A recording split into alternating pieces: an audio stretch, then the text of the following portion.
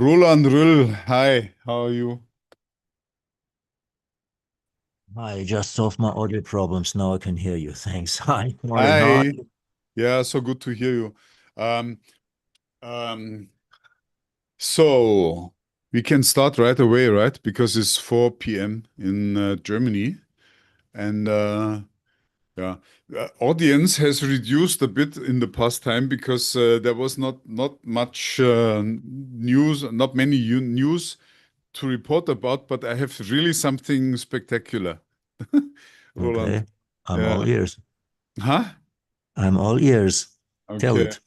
Uh, so we set up a bank in Singapore, an innovation bank. Okay. Sounds interesting. Yeah, and we first started with the name First Innovation Bank, Hmm. and then we found out that there's another First Innovation Bank. So you didn't do your trademark check before you No, because opted for it's a. it's, it's 4x4 innovation strategy. We start with the idea, and we just try to find out whether this works, and then we would do our freedom to operate. And the trademark check is part of the freedom to operate. But we first need to find out, is this a viable solution or not? Yes and no. Okay. What yes and no? Tell me. Because I have another business where I would not recommend to follow that strategy. And but that's important. So if you talk today about freedom to operate, I'm glad to talk about this one. Go ahead. Yeah, okay. It's quite simple. Before you choose a name for an operation or a company or whatever, you check whether the name is available or if it's available, whether it causes risks or potential risks or not. So it's interesting to say, yes, we explore the ability or the possibility to set up a bank, and we have ideas about how the bank is to operate, where the funds come in, how the funds are distributed to interested parties. And yeah, sure, it's great to have that, but the very first step should be, if I give a name to the bank, is the name available or will it cause problems? So maybe you should put this part of freedom to operate at number one of your position. Um, I But don't know. you are an Is, experienced trademark attorney as well. I mean, Yeah. you know Hey, things. did you know that for the first 10 years of my professional life, I made about 90% of my income doing trademark law? No, I didn't. I didn't. Yeah. I'm a very unusual patent attorney. I did actually, but if you ask me what I like more, I like trademark law more. In my case, it's well, 50-50. I'm an unusual patent attorney as well because you, of course, know most of German patent attorneys. They won't even touch trademark law. They say, no, it's not physics, it's not mechanics. It's, well, I don't like it. Not true, And because the list of goods and services is very much related to physics and mechanics. I believe that, yeah. But nevertheless, most technicians and most scientists, they don't want to touch trademark law because it's not scientific enough. It's So very my scientific. I like it. yeah, that's my saying. I was just wanted just to continue that. For me, patent law is like classical Newtonian mechanics. You have causes, you have effects, you can calculate things, you can predict things. Trademark law is like quantum physics. You only have probabilities, you have cause and effect reversed in some cases. So sometimes I think about an argumentation in my drafts, and at the same time I think, okay, but if I were the opponents on the other side of the negotiations, I would just turn around this argument and use it against me. So it's really like quantum physics, comprising two opposite aspects in the same theory or the same argument. A very So interesting aspect. I like the analogy. Yes. that's the most fitting trade analogy for trademark law. And yeah, I do a lot of trademark law as well. So just as you did, I didn't figure you to be a trademark guy. I know you consult on trademarks, but you're so immersed in the invention aspects, and even more than the patent aspects into the business aspects of patent law that I didn't figure you to be a trademark attorney. Oh, okay. Learned something new.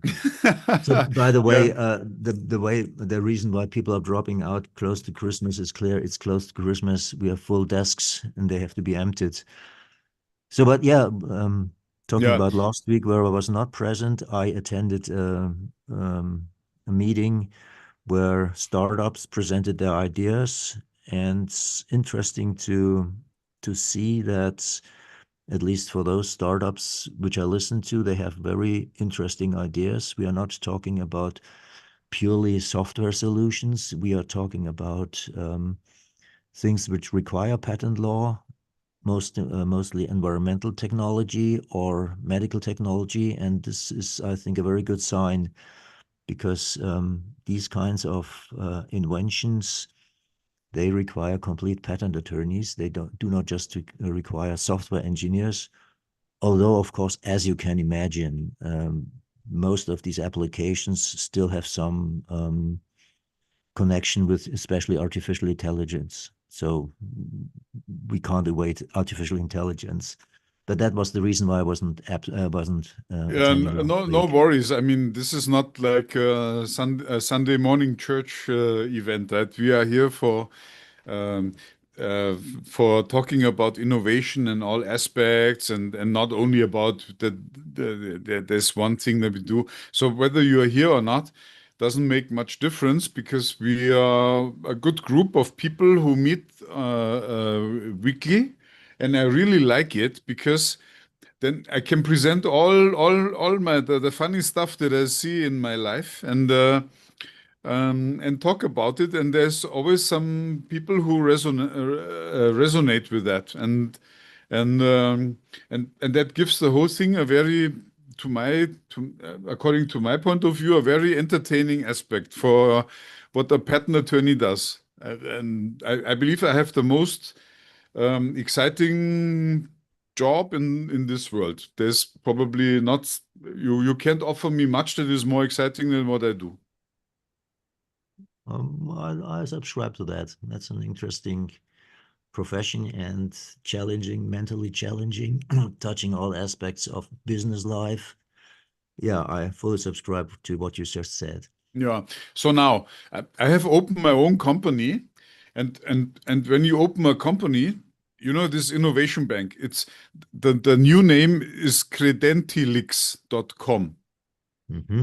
Credentilix.com. And I would, can you please enter that into your browser and check it out, and then we discuss it?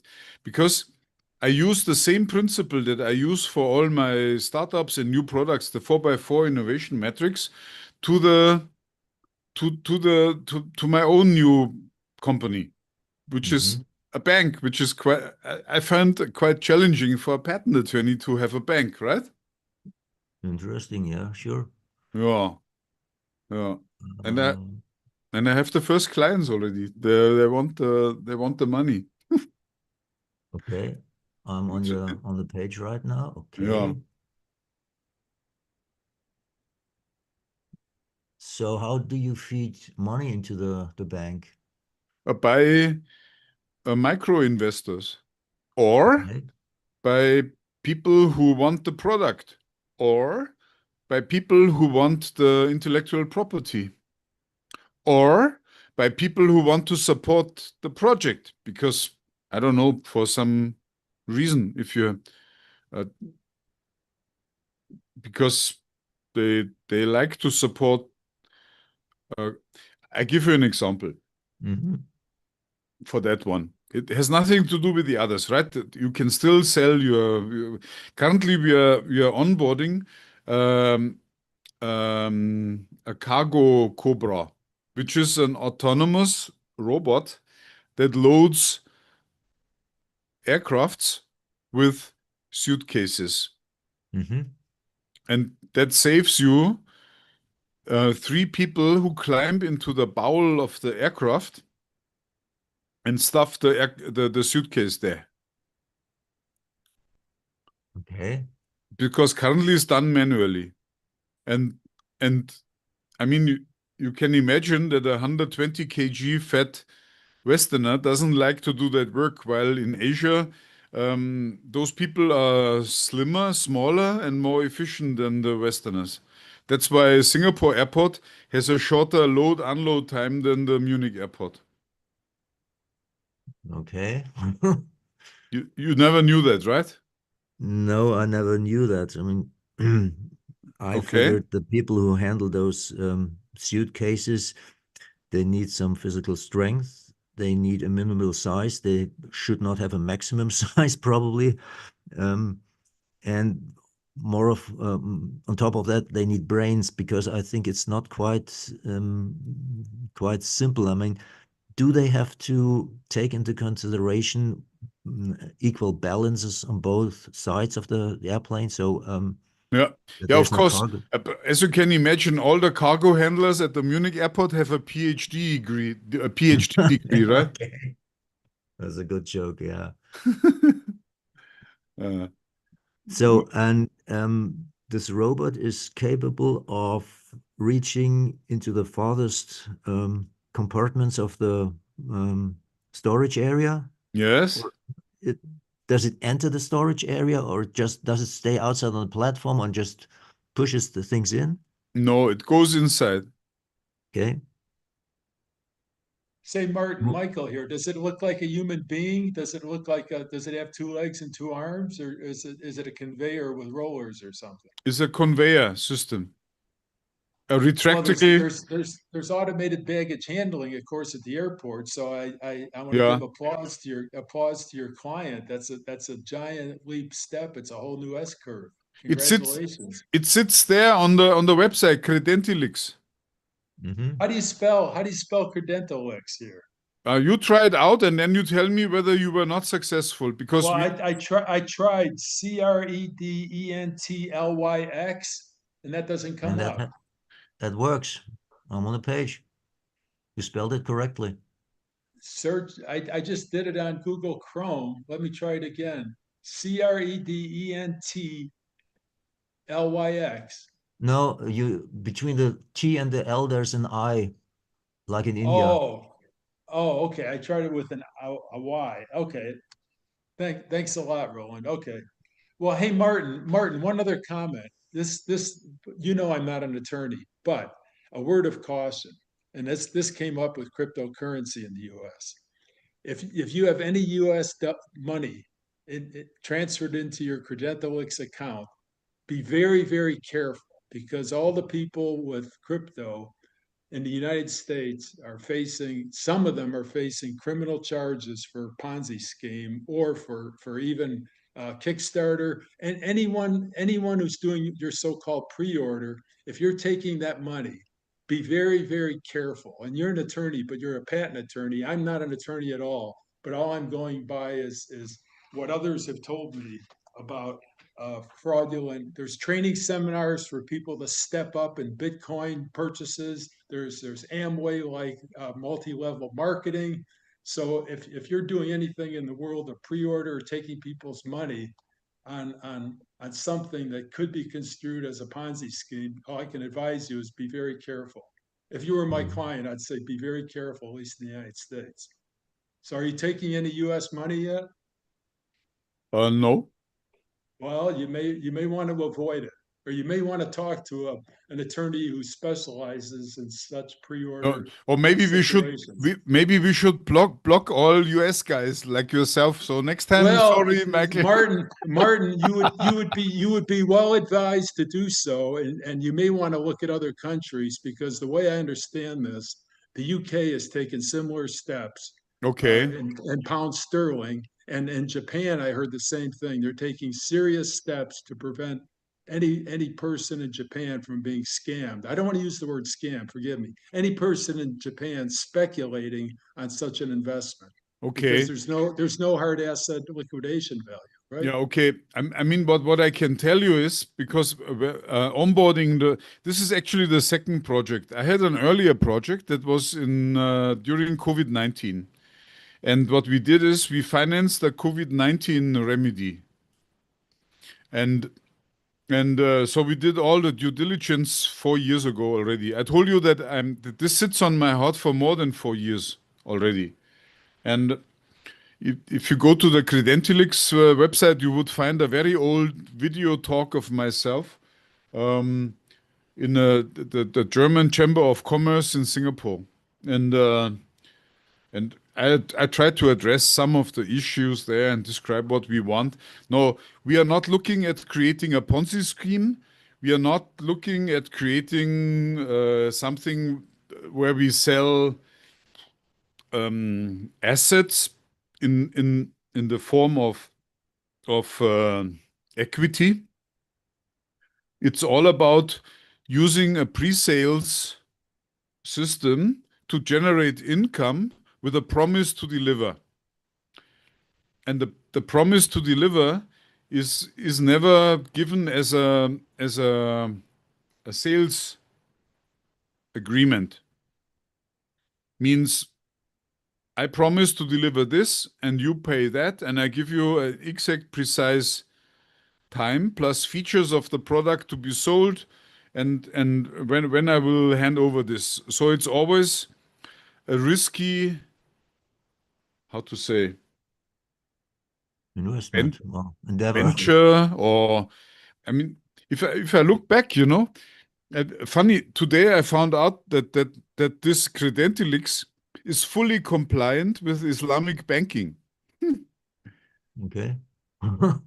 So it might be that the Middle East would be the biggest user of the system. Well, Martin, Sharia law is different than U.S. law, and the reason there's a SEC, Securities and Exchange Commission, the moment that you touch someone's money, it could fall under the purview of SEC. SEC wants to audit with the big four accounting firms every single 10K for any U.S. stock to make sure that those numbers aren't full of foo-foo dust. Michael, I'm very grateful for your comment. And the more I think about it, the more I think that if you're a US citizen, we should not allow you to buy the pre-sales. Well, in that case, I'm glad I'm a US citizen, and I'm glad I didn't buy any Bitcoin. All right. Yeah, sure. I mean, I bought Bitcoin and it was very good for me, I can tell you. So, Well, it's good for someone just like people who go into Las Vegas casino, but it's also bad on any one day. Winners equals losers minus parasite brokers. I mean, that's what they taught us in business school, Martin. okay. Yeah, I've never attended. I've attended a street MBA in Chicago. Sorry. Well, but Martin, here, think about it. The efficient market theory, forget inside trading, that's criminal. On efficient market theory, in any 1 second, all the transactions at the US, at the New York Stock Exchange, winners equals losers minus brokers' fees. That has to be true. That's simple mathematics. Yeah, I'm so glad about the black hat that you provide. Thank you so much. It's not bad. Well, you're welcome. Yeah. So, but back to the initial issue, I tried to explain how I run the Credentialix.com project according to the 4x4 innovation strategy, which came with deciding on the name FTO only when we were in stage 2, but not in stage 1. And that comes with a balanced approach to take risk. So in the idea phase, I was fully happy with choosing a name just to give the project an initial direction without doing a full-fledged FTO. Okay. And what I did is I choose a name where the .com URL domain was still available. And I thought if that domain is available, chances are very low that someone else is doing the same thing, because I would suggest to anyone on this planet, if you do a business, try to get a .com domain. That's the most important asset that this business has. I'm talking from experience because I do trademark law since 1992, which is 33 years. And so if someone is doing a serious business, then they definitely have a .com domain. We And- were told to do a .net, Martin. You might look into .net. .net is even more secure on trademark law than a .com. Speaks the patent attorney with 53 years of experience. And my trademark attorney has probably the same as you, Martin, but that's the United States talking. We were advised to get a .net. So we gave up our .com and no one else tried to take it because .net's even stronger. Okay, but I'm a European and I'm always looking up to the USA, which is our great big brother with all the power, and I just try to obey to the rules that come from there. There's a lot of .coms. GE.com is not GE.net, so I'm sure you're going to be okay. Anyway, so what I Michael- did is for the start, the first innovationbank.com was a good start, Roland, and I started from there.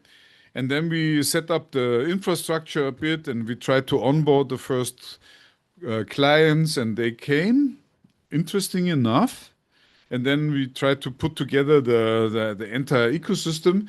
And then we did a freedom to operate, which is a more formal one, which is a trademark freedom to operate.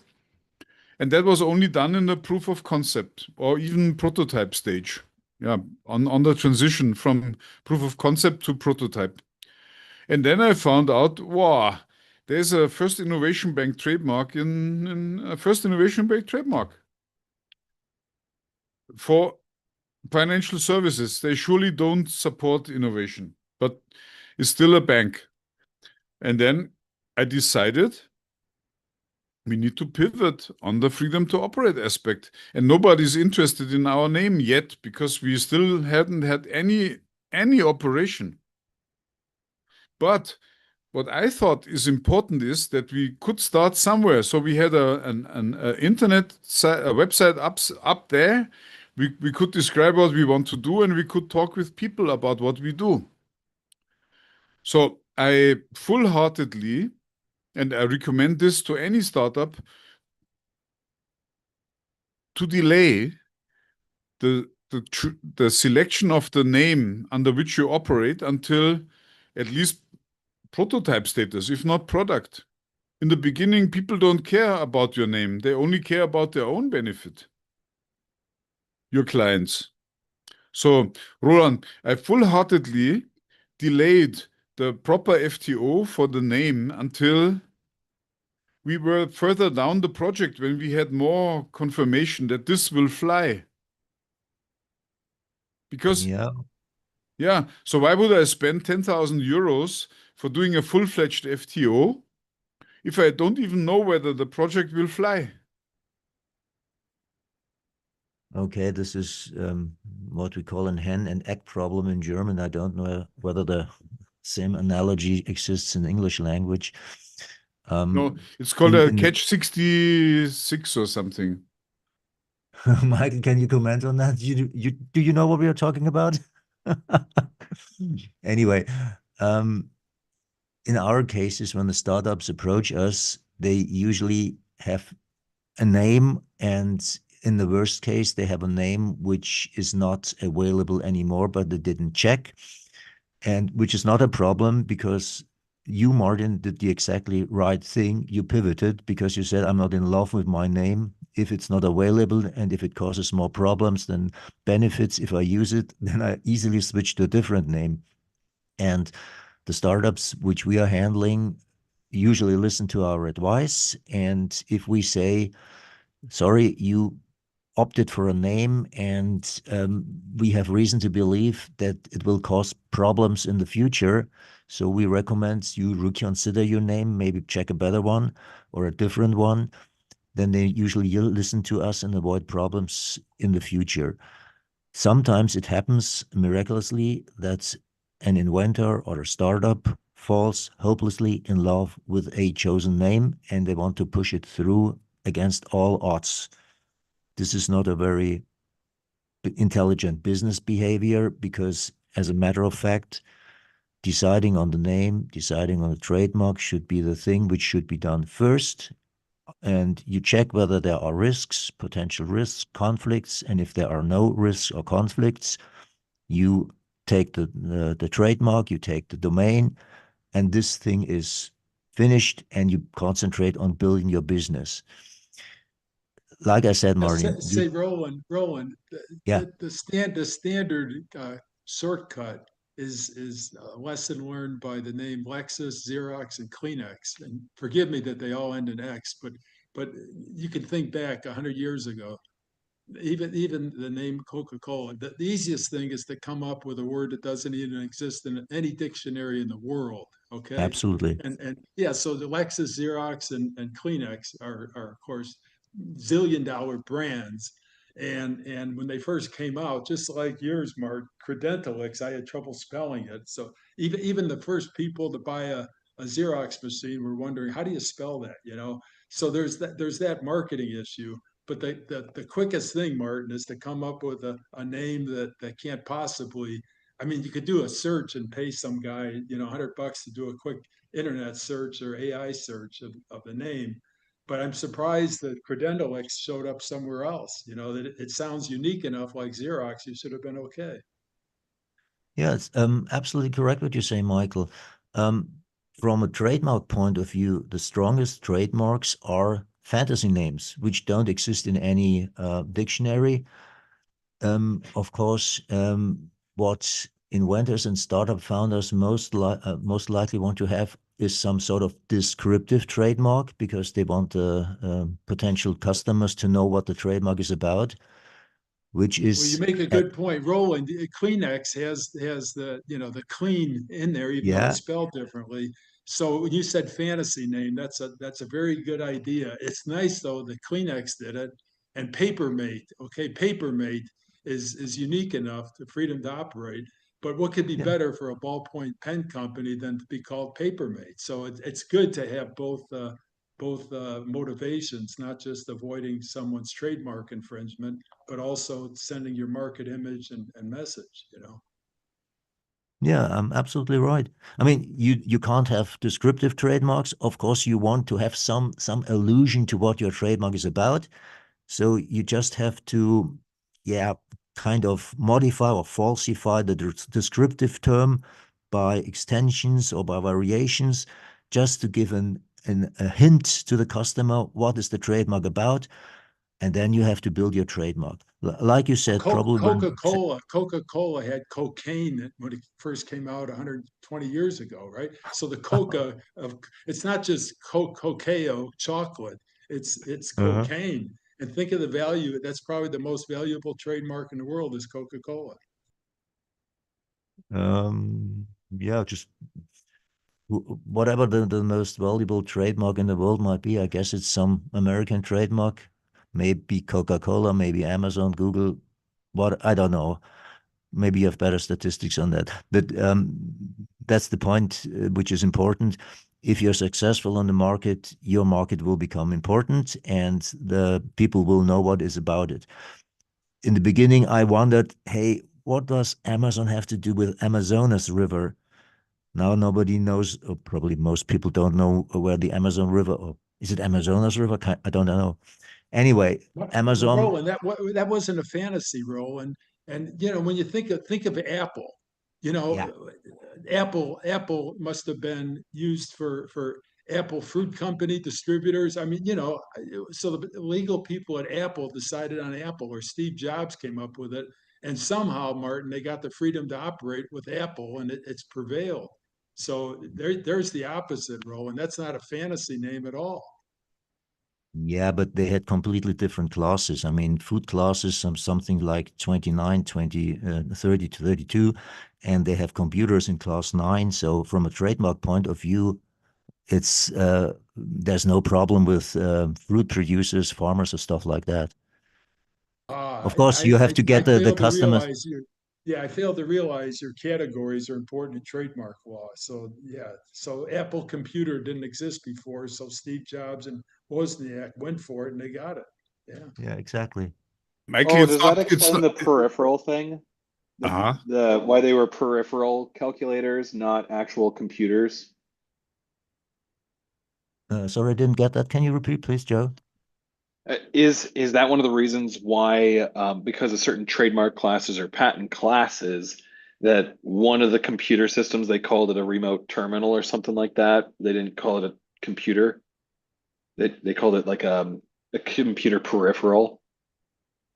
Well, Um, Joe, but Apple's first product, I think, was the Apple II, not the monitor. But you may be right. Maybe they started with the monitor and then did the Apple II first computer. well, in any case, from the point of trademark law, both computers and peripherals for computers are in the same, as we call them, niche class, because this segmentation of classes was signed in a treaty in a French town, Nice. And the first, what is it, 35 classes pertain to goods. And then we have classes up to 45, which pertain to services. Everything which has to do with computers is in class 9. So computers, printers, USB card readers, stuff like that. And when you file a trademark, you are required to indicate what the trademark is for. So Apple would have chosen, of course, class 9 with computers, with computer periphery, monitors, keyboards, stuff like that. And probably in class, what is it? Class 42, they would have chosen software-related services like software as a service, and so on and so on and so. But there is a strict systematic between the different goods and trade and services which you can choose. And whenever you file a trademark, you have to bear in mind a trademark consists of two parts.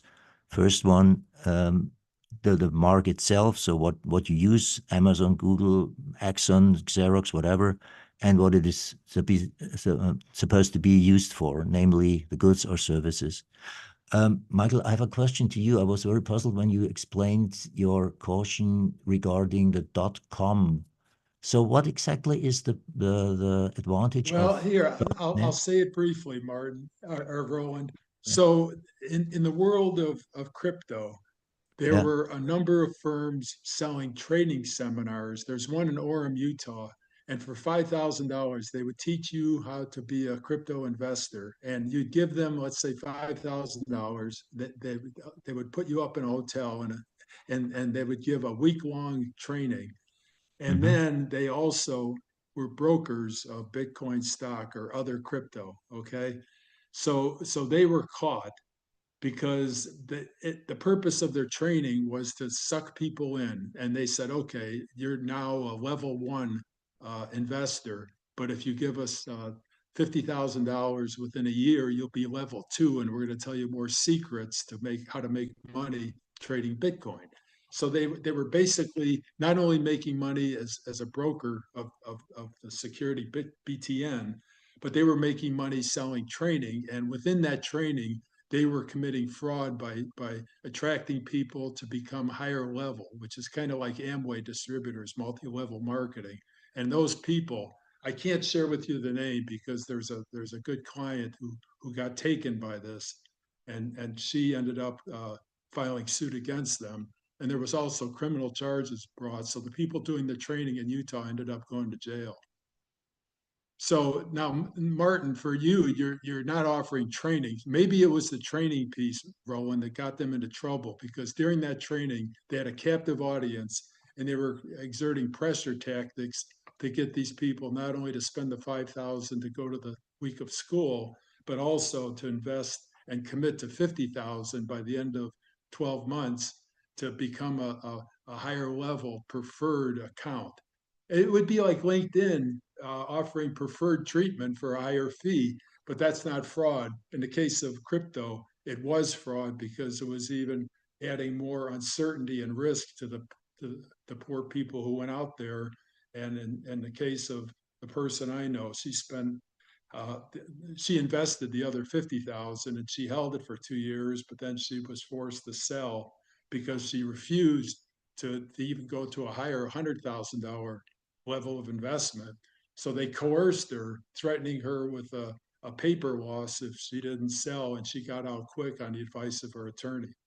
Now, I'm sure that those laws are somewhat unique to the United States, but She told me further, her law firm said that it was definitely a violation of Securities Exchange Commission law, which is a federal offense. And the firm doing it in Utah, that's why they ended up the principals and founders ended up in jail. Michael, I can tell you a story of a close friend of mine. He was the shareholder of a big bank in Switzerland. Actually, he was one of the two founding partners. And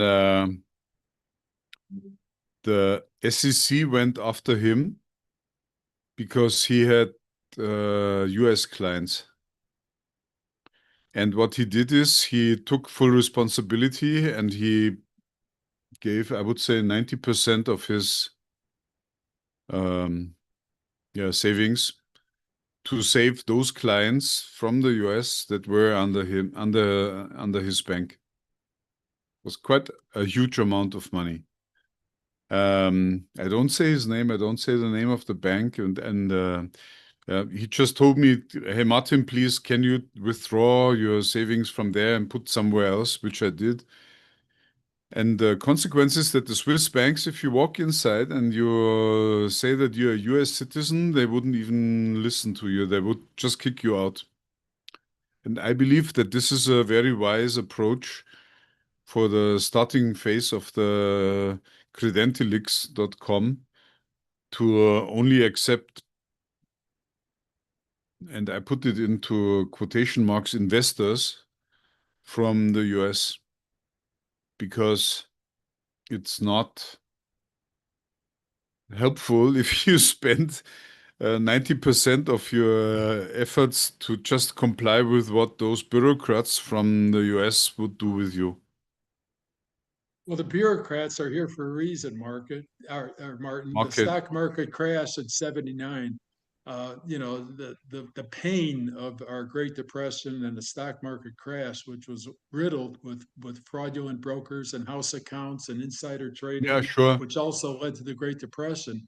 So I think the caution that you're expressing to keep Credentics out of the U.S. is probably a very good idea. And you could call it bureaucrats, but I could call the whole idea of patent and trademark as bureaucracy. It's all semantics. And the infringement courts are filled with people who argue ad nauseum and makes all the patent attorneys wealthy like yourself. And you know what I mean? The Securities Commission bureaucrats are highly paid, and the lawyers that file complaints and the plaintiffs' lawyers make tons of money over securities fraud, including our stock market problem. What was it in the mid 80s when the Dow lost 500 points? Well, that was a big deal back then. A colleague of mine from McKinsey was with me at SRI. He lost $400,000 in one day because he and his wife were on a cruise boat on the Yangtze River in China, and he couldn't execute his sell orders in time. He ended up suing, and it took him 5 years to get back just a fraction of the 400,000 he lost, and he filed a securities fraud case because he couldn't execute his sell orders. And the brokerage firm refused to take the sell orders because they knew they had Alan's margin accounts. They knew that he was a eight-figure net worth individual, and they claimed they never got his Twixes. Back then, he tried to send a Twix or Telex from the Chinese town where the boat stopped, and the firm in New York refused to acknowledge that they received his Twix, even though he had proof of the Twix saying, get me out of digital equipment stock or GME shares or whatever securities he tried to sell. And they wouldn't sell for like 7 or 8 hours. And during those 7 or 8 hours, he lost 400,000 in 8 hours. Michael, I just use this to highlight that when you discuss new ideas, the black hat remarks are so valuable that it cannot be overestimated.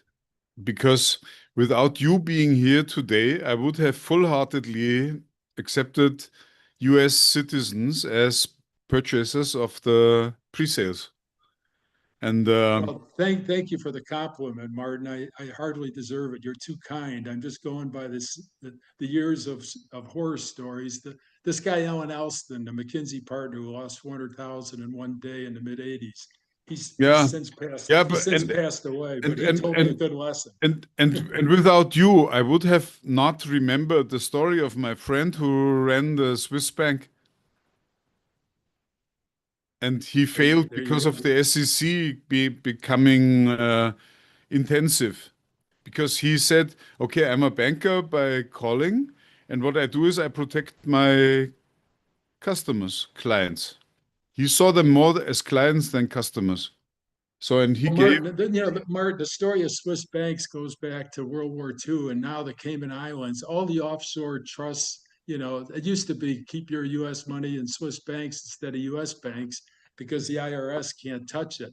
And of course, the Swiss banks were accused of all kinds of depositors who go back to the Holocaust, right? They were the way that the Germans hid the gold fillings that they were taking out of victims of the Holocaust. So the story of Swiss banks, you could Google it ad nauseum. It goes back 100 years. Yeah, but all what I wanted to say is the value of discussing a business idea in a larger group with people who have some experience and have to tell things, and you may or may not like what they say, but there's still a value in that, right? And especially in your case, when it comes to bring up the black hats that are there, it's good. Yeah.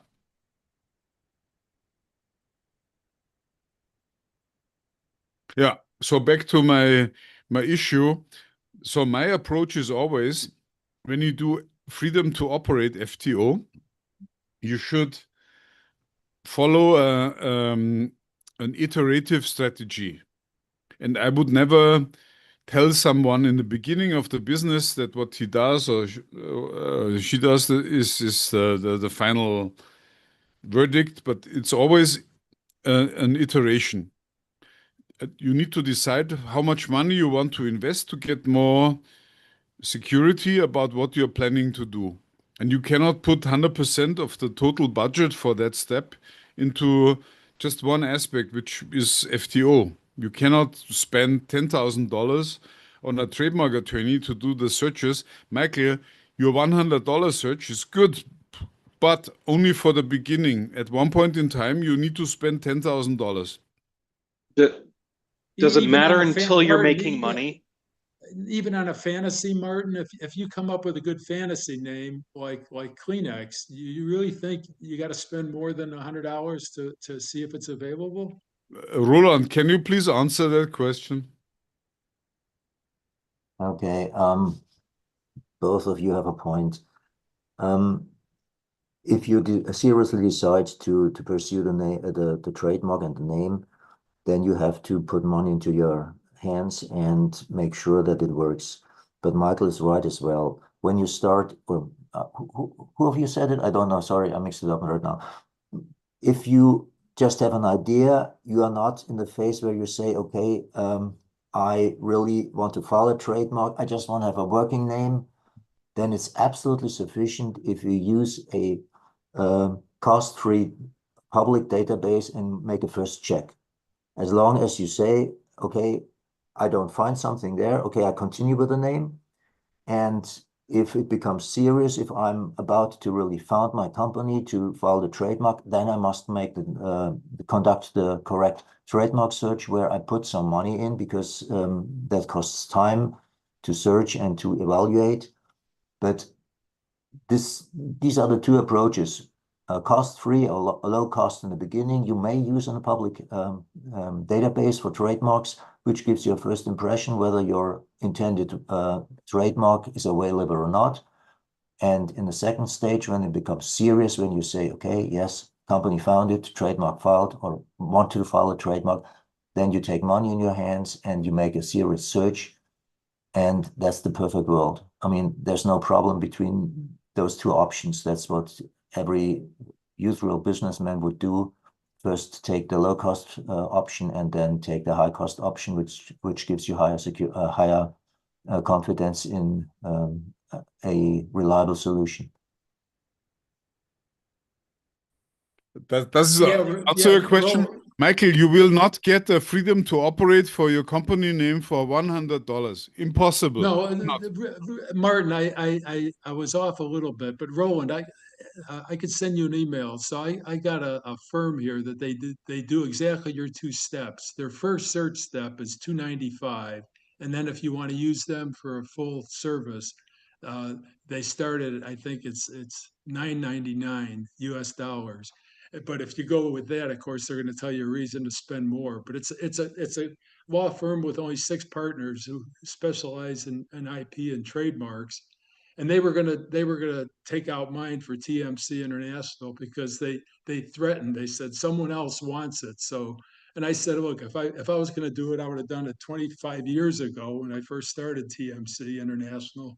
So, again, I'll send it to you, Roland. But I think their first step, it's not $100. I think it's $295, and they're still doing it. Michael, That's you the will, search. That's the Michael, search. you will not get 100% sure freedom to operate, even if you pay $100,000. No, Martin, forgive me. That's their first step. That's their ante to the poker game. They're not guaranteeing that that's available, but they recommend that you take that first step just to make sure you're going down the correct yellow brick road. Okay. Yes. So at what point in time would you recommend to take that initial step?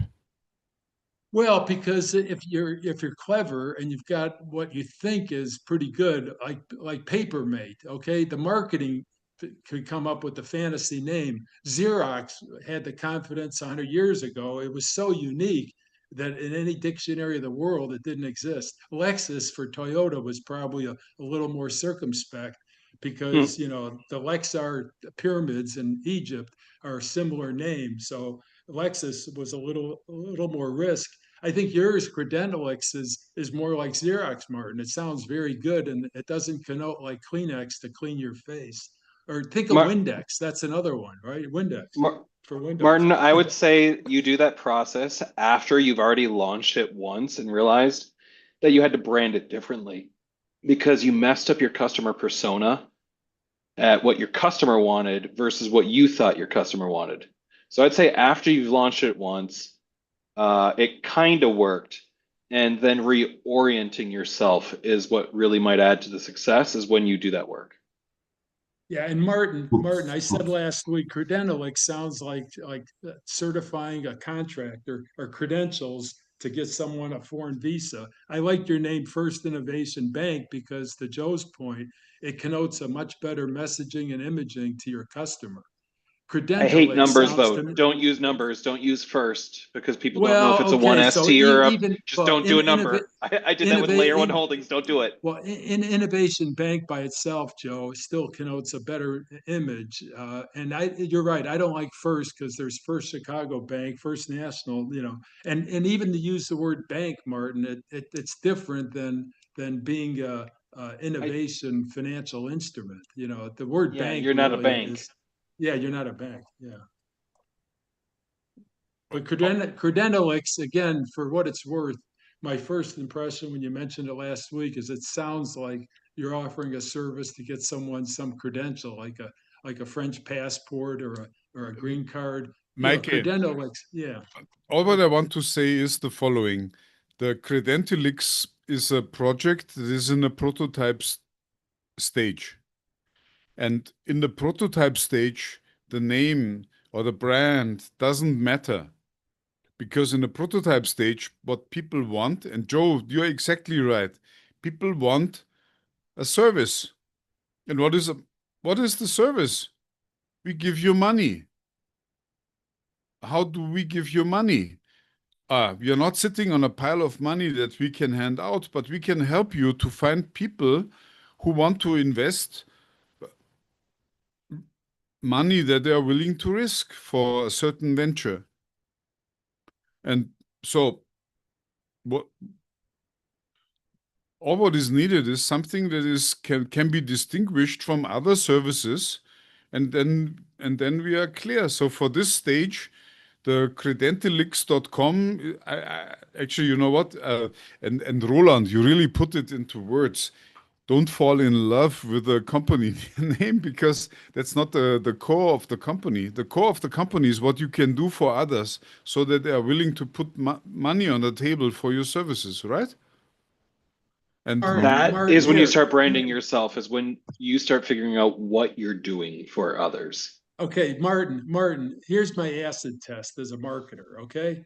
Look up the dictionary definition in the United States of the word credential. The definition is something that entitles a person of confidence and authority, or the second definition is a letter or certificate giving Michael, evidence it of the doesn't bearer's matter. identity. Michael, it doesn't matter. We could have named the thing in a fantasy name, like second ring of Saturn.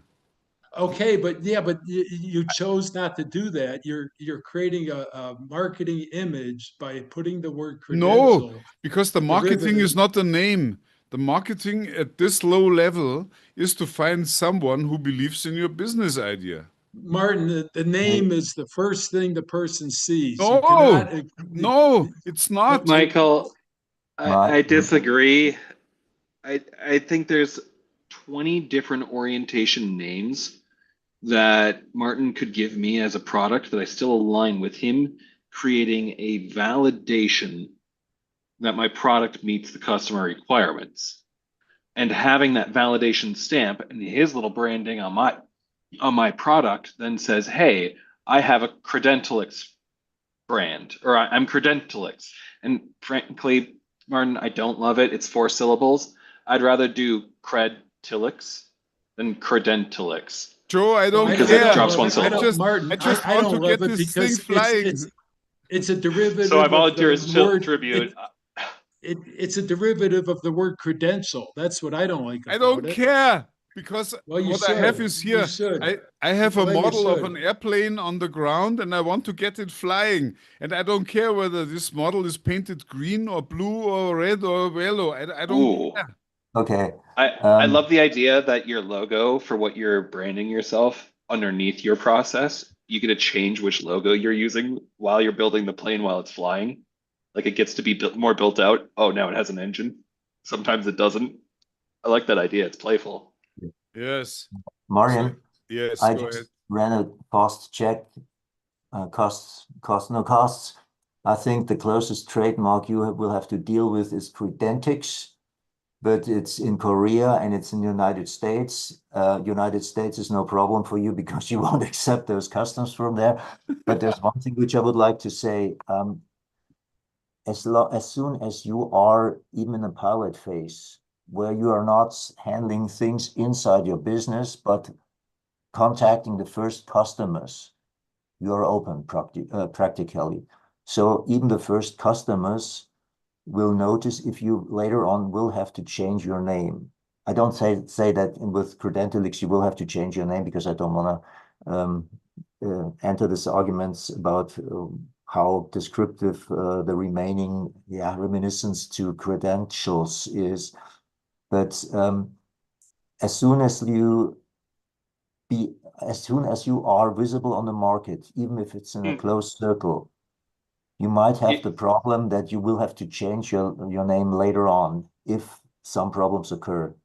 So the argument that you are just in the pilot phase and you build the basis and you can use this name without having checked it properly doesn't sound right to me. Yeah, Roland, I just looked at Credentix, and they offer credential services. So there you go, Martin. Your customers are going to think you're kind of like Credentix with a different spelling.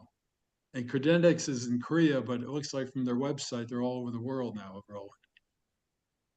Maybe we should exclude Korean and US customers. Oh, Put the fat label no. there. If you're American, go away. We don't like you. Credentix is all over the world. Martin, Google Credentix that Roland just found, and you'll see your similar Okay. identity. Yeah. So we may need to change the name later down the road, but still there's no. Stop, Martin. Don't make the mistake. You are an experienced trademark attorney. Yes. This is the first smoke sign which tells you, hey, there might be trouble ahead. It smells like trouble. Yes. Especially if Get the you're product out. Sorry? Get the product out. Don't worry about the name. You could rebrand. Martin, use Yeah, your but fantasy name. Martin, you rebranding said costs. Saturn. Martin, you said something Saturn meatballs or something. Come up with a name that's totally obscure fantasy. Yeah, like Apple for computers, right? Yeah. So Separately, you have two names. in your category of innovation, call it Vista Munich or something. No, call it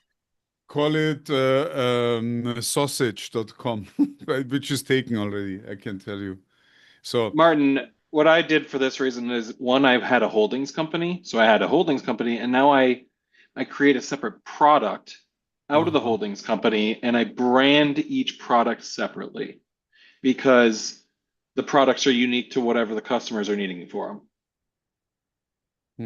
So just go with a holdings company, and then as you spin off each product from your intellectual property. All what I say is the following. Don't invest too much money into finding your company name in the beginning, because the major funding should be used to find out who is buying your services. And spending Yes, and 10,000 should- euros on the finding a right name is simply a waste of money, because you don't even know what is the best name. Yes, that's correct. But your money should also not be invested on rebranding later on, wasting resources on rebranding because you have a trademark dispute. As I said, get it right in the beginning and then continue with a name which is more or less safe. Don't take the wrong name in the beginning and then waste your money on rebranding later on or fighting court battles with trademark owners which have similar trademark Of names. course. You should. Joe, I believe that startups should avoid court battles at all costs. Martin, Joe just said something very interesting. Okay, Gabriel Shock Absorbers is a brand, Gabriel, but that's a very obscure fantasy name, except their key products, Striders, Red Riders, Hijackers. For each of their product lines, they also did a trademark that has an image. Hijacker is an air shock.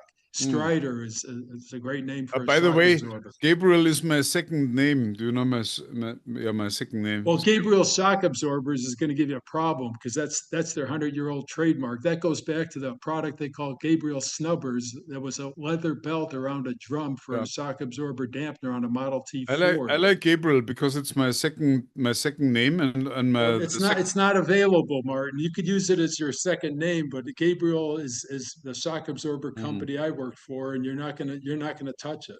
Yeah. I have no problem with Gabriel Holdings, though. Well, I don't know, Joe. Maybe outside of auto parts, you're okay because you could have Gabriel trumpets, and I suppose that could be a branded trademark. Yeah. At that point, I want a Gibeon's horn. All what I want to say is the following. We are almost at the end, and I introduced a very interesting topic to you. I didn't think that we now discuss about the strategy of freedom to operate, but I appreciate the different approaches that you take.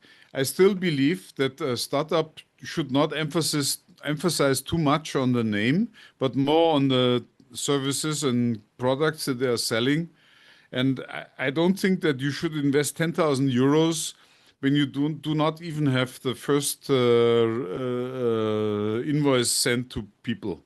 I simply think that this is not the right way to do freedom to operate. I believe it should be iteratively increasing what you spend for freedom to operate, and you should be ready to pivot if necessary. So, and avoid court clashes at all costs, because being in court would delay you and not create value.